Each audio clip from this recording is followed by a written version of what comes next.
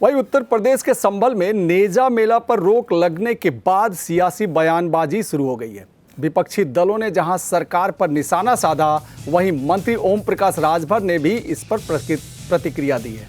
उन्होंने कहा कि काबुल से चलकर मठ मंदिरों को लूटते हुए भारत पर कब्जा करने आए विदेशी आक्रांता की याद में मेले का आयोजन करना हरगिज जायज नहीं है। महाराजा सुहेल देव ने भी ऐसे आक्रांताओं से लोहा लिया था, मगर उनकी याद में कोई आयोजन नहीं होता है, उल्टे आक्रांता की याद में जलसा करते हैं। संभल पुलिस प्रशासन द्वारा अचानक से नेजा मेला पर रोक लगाने के सवाल पर राजभर ने कहा कि जब जानकारी हुई तब एक्शन लिया गया। इसमें किसी वाद विवाद की कोई गुंजाइश नहीं है। पहले पूर्वांचल में लोग अंगोछा पहनते थे, लेकिन अब शायद ही कोई पहनता है। शिक्षा और जानकारी के साथ चीजों में बदलाव होता है। वहीं अखिलेश यादव के बयान पर कि बीजेपी भाईचारे को खत्म करना चाहती है, उन्होंने कहा कि सबसे ज्यादा भाईचारा सपा, बसपा और कांग्रेस ने खत्म किया है। सबसे ज्यादा दंगे भी इन्हीं की सरकारों में हुए हैं। सपा की सरकार जब आएगी तो ये लोग दोबारा नेजा मेला चालू करेंगे। फिलहाल अभी ये लोग बैठकर माला जप रहे।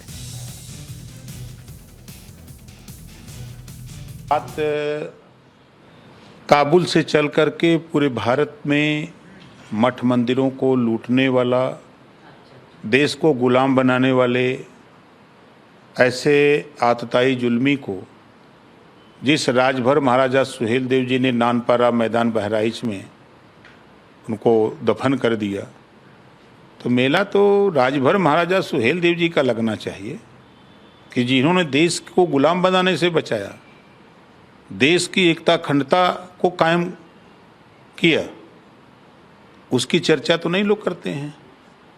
चर्चा जिसकी होनी चाहिए कि गौतम बुद्ध जी ने कहा बुद्धम शरणम गच्छामि, धम्मम शरणम गच्छामि, संघम शरणम गच्छामि। तो ऐसे महापुरुषों के विचार को आगे फैलाने की जरूरत है, जिससे समाज में भाईचारा रहे और समाज तरक्की के रास्ते पर जाए। इस बात को लेकर के लोगों को सोचना चाहिए। अभी ना कोई आया है ना कोई आएगा भी, क्योंकि देखिए जो कुछ ऐसे धर्म गुरु हैं, हम ऐसे धर्म गुरुओं से कहूँगा, मुस्लिम धर्म गुरुओं से, कि समाज के बेहतरी की बात करो। समाज में शिक्षा कैसे हो, समाज को रोजगार कैसे मिले, समाज को नौकरी कैसे मिले, समाज में भाईचारा पैदा कैसे हो रहे। उन राजनीति करने वाले लोगों को जो राजनीति का लाभ लेते हैं, कांग्रेस ने लाभ लिया नफरत बता करके, लाभ लिया बसपा ने, लाभ लिया सपा ने नफरत फैला करके, कि बीजेपी का भय दिखा करके कि नफरत पैदा किया, दंगा कराया कि ये दंगे में पिसते रहेंगे। तो असली तो हिंदू मुसलमान के नाम पे दंगा कराने वाले तो कांग्रेस सपा बसपा के लोग, उनके राज में दंगे होते थे। तो ये नफरत फैलाने वाले लोगों से दूरी बना करके समाज की बेहतरी के लिए, अगर हम राजनीति की बात करें तो आज़ादी के बाद नौकरियों में 38% मुसलमान था। अगर ये धर्मगुरु, मुस्लिम धर्मगुरु से मैं पूछना चाहता हूँ आपके माध्यम से कि कहाँ सोए हो आप? आपने कभी कांग्रेस सपा बसपा जो आपके हितैषी लोग आपके कौम के, उनसे कभी पूछा कि आज हमारी नौबत क्या है?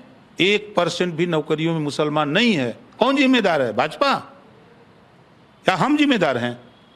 यही धर्मगुरु बिना वजह बयानबाजी करके नफरत की बात की तुरंत तूल पकड़ाते हैं और हक अधिकार की बात नहीं करते। शिक्षा जब तक नहीं होगी, मैं बार बार कहता हूं कि जब तक समाज में शिक्षा नहीं होगी तब तक समाज वो तरक्की के रास्ते पर नहीं जा सकता है।